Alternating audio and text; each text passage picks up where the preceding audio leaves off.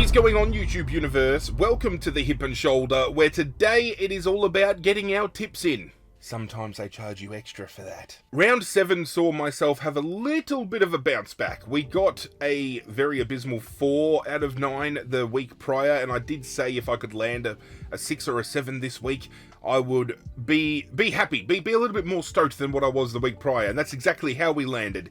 We got 6 out of 9. Probably no fault to my own. It should have been 7 out of 9. I probably foolishly believed Richmond could play a 4-quarter performance and outbeat Melbourne on Thursday night. Unfortunately, it was a tale of two halves, and although the game was incredibly close up until halftime, Melbourne absolutely destroyed us in the third quarter, ending up with a huge win. Well, 20 points. It could have been a hell of a lot more, but a huge win regardless of the fact, considering the I suppose the schematics of how the game went down and how big a performance Melbourne put in, considering the weeks prior that we have seen them kind of stumble and bumble about. So we tipped Richmond by 13. We got that tip wrong. Melbourne by 20. On Friday, we had Collingwood defeat Essendon quite emphatically, 41 points in the Anzac Day clash. I thought it was going to be a hell of a lot closer. I actually said this would be game of the round. I was rudely mistaken. It didn't end up being that way. It was a great performance by Collingwood, Essendon falling short of the mark. We know how Collingwood's going, but it's more question marks, I fear, around Essendon and where they're currently at. Fremantle taking down Adelaide in Fremantle, I feel, was all but a certainty. I actually should have locked up this as my certainty tip for the round, given the scope of Fremantle's inconsistency this year. They've won this week, but next week, this weekend rather, could do Fremantle things and drop the ball in a game that they should very much comfortably win. We tipped Brisbane against St Kilda at Marvel Stadium, and there was no way St Kilda were ever in this game. Brisbane won that comfortably in the end. We backed Port Adelaide over North Melbourne at Adelaide Oval. Did not expect the 9-point difference between the two teams. I expected Port Adelaide to be at least 30 to 40 points clear at the end of this game. We backed GWS at Manuka Oval, and I did say in my tipping video I was going to look at the teams and I was going to change my tip, and I didn't get to it in time. I had a feeling the Bulldogs were going to be up and about, and they were up and about, so much so that they had the leisure, I suppose, of benching Marcus Bontempelli, subbing him out of the game and giving him a well-earned rest. The Gold Coast defeated Sydney comfortably in the end, in a game where Sydney wrestled momentum early in the game. To think, again, this was a game that was blown out of proportion in the third quarter alone. Absolutely huge win by the Gold Coast, who still only sit with the one blemish on their season so far against Richmond. Coming into the 8th round, to think that they've only dropped one game is huge, but when you look at the differentiation between teams and the easier or softer draws that teams have been given, I think Gold Coast sit with the easiest draw in the comp, so maybe the AFL wanted them to play finals this year, who knows. We backed Geelong against Carlton, and Carlton turned up to play in what I felt was maybe the game of the round. I thought this was sensational. Port Adelaide North Melbourne came close to game of the round as well, given the scope of how close the game was. But Geelong couldn't get the job done. Carlton did in the end, and they've strung 3 in a row. They're starting to make some moves. And Hawthorn over the Eagles by 50 points. I think we all but knew that was going to happen by that kind of margin. I thought anywhere between 40 to 60 was going to be a sweet spot, and we hit it bang right in the middle. 6 out of 9 might be respectable to some, but do you know what's more respectable? A perfect tipping round. 9 out of 9. Footy Campfire, Thomas P. Perfect tipping round in my tipping competition this week. Congratulations to you, sir, for doing so. It is the first time I believe we have had a perfect round this year, if I am not mistaken. If we have had a perfect round before, it's only been the once, and it was earlier on in the year, so much so that I've forgotten about it. But 9 out of 9, congratulations to you, and again, congratulations to Pommy Tiger, Gramercy Riff 78, and Captain Jack for coming very close with 8 out of 9 respectively as well. When we turn attention to total tips, it is still Jazz Sky 13 leading the way on 48 tips total. However, Skyvo is now tied with 48 points as well. Our top 10 is rounded out with Sean AE, Macca0303, Gramercy Riffs 78, Beano's, Footy Campfire, Dan Cash, Nado, and Matthias, with Charles Lowe, Frio 90, Princess Cahill, and Timoe, and and Mark L from Par, also, doing incredibly well to tie it up for 7th place respectfully and rounding out our top 10. That is great to see. Not only new people getting on board with the competition doing well, but seeing people that have been here before continuing doing well based off of previous seasons too. So congratulations must go to Jazz Sky and Skyvo for holding up the top of the fort. Congratulations to our current top 10, and thank you for getting behind this competition. We are up to 48. I did want to try to get to 100 people by this point in time, but I think this might be a slow burn kind of thing. We've already improved on our numbers from last year. Maybe moving on to next year, we can improve on 48. But there is still time to get on board. Do so by following the link in the description of this video. The code is down there as well. You guys know what to do if you're footy tipping and you want to get involved. Just go do it, please. Please. Turning our attention to this coming round, round 8, there are no certainties, maybe 1 or 2, but every other game I feel can fall on the wayside. You can grab a coin and you can flip it, because we've seen teams underperform, overperform. Coming into this round, there are some big question marks around how teams are just going to be and which version of themselves are going to rock up. And that is probably really evident in the first game of the round. Tomorrow night, Marvel Stadium, Essendon, North Melbourne. You've got Essendon, who should win this game on principle, but struggled against Collingwood.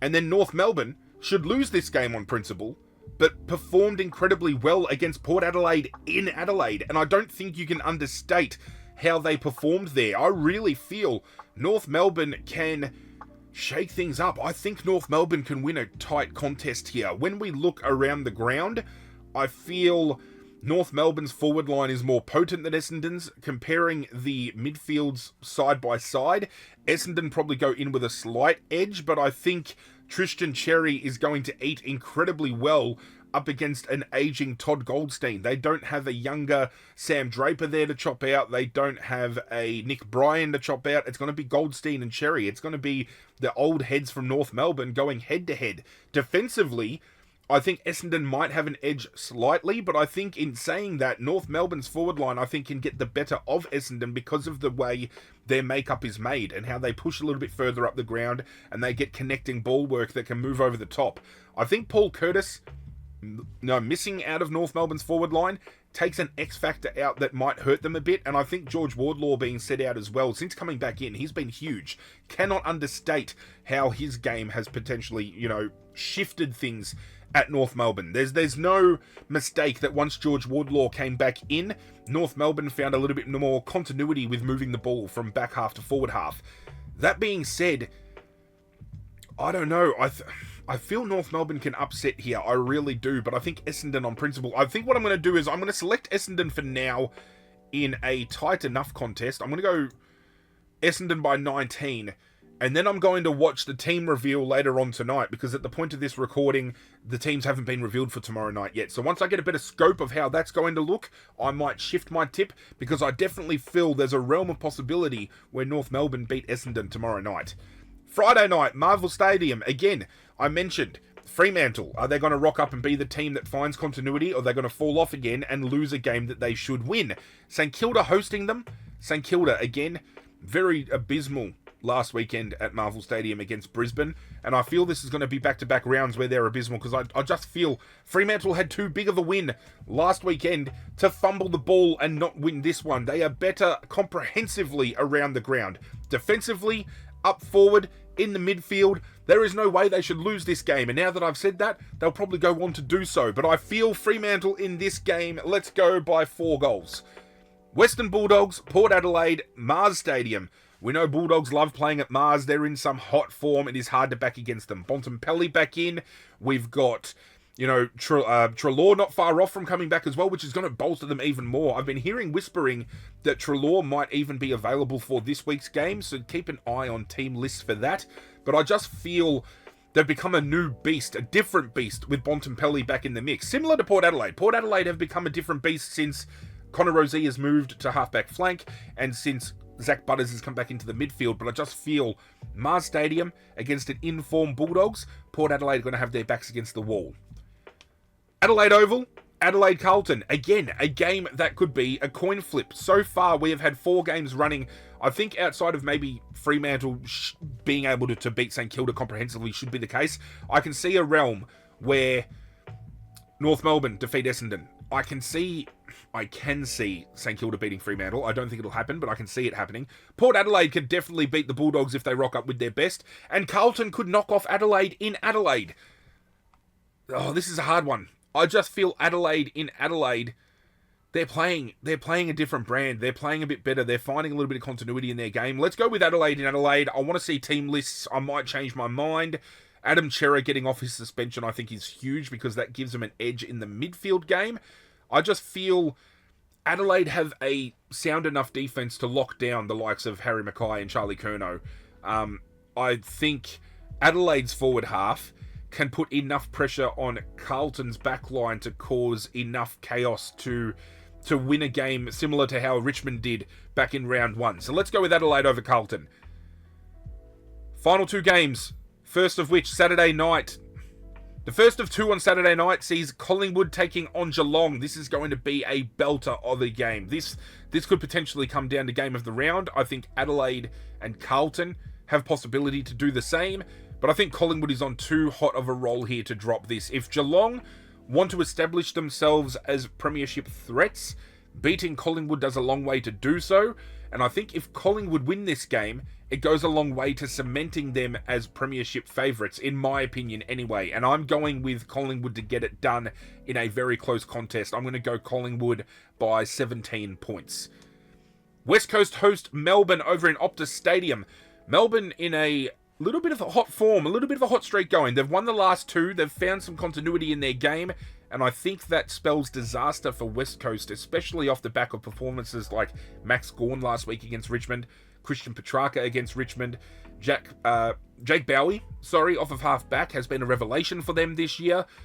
Could easily be front-running their best and fairest, and he'd be well up there as well.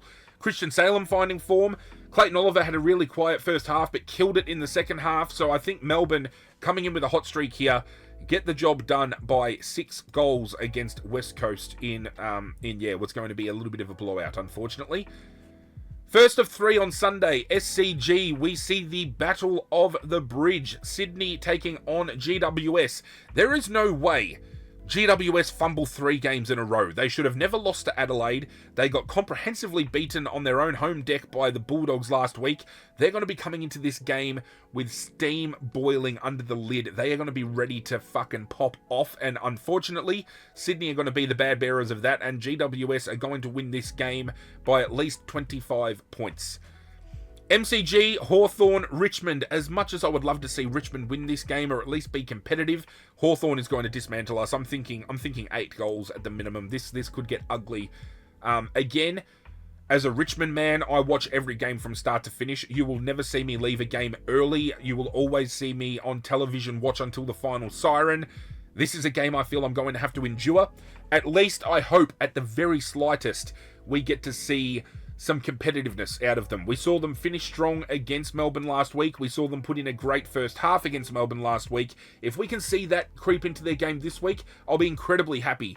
There are some kids on the fringe of potentially being selected. I would love to see whether Josh Smiley gets a run this week.